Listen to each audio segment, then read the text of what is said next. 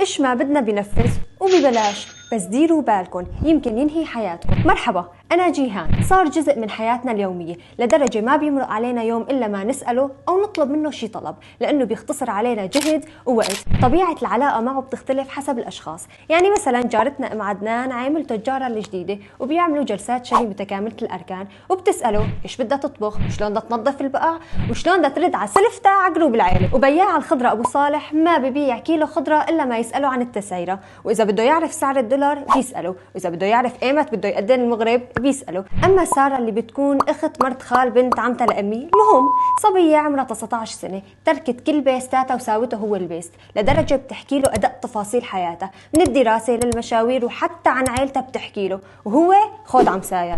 وما فينا ننكر إنه بعض الأشخاص علاقتهم جدية فيه، يعني سؤال وجواب، ومحادثاتهم عبارة عن معلومات وشغل، خاصة إنه هو بيعاملك مثل ما بتعامله، يعني بتمزح بيمزح معك، بتكون جدي بكفي معك. شات جي بي تي أو أي تطبيق مساعد رقمي تاني هو مطيع جدا، بنفذ لك إيش ما بدك، بس ممكن ينهي حياتك. هيك صار مع شاب أمريكي مراهق اكتشفوا أهله بعد ما انتحر إنه تحولت محادثاته مع شات جي بي تي من فضفضة شخصية لتدريب على محاولات انتحار. لهيك نصيحة مني، خلي علاقتك فيه على الطويل، يعني خذ منه ولا تعطيه.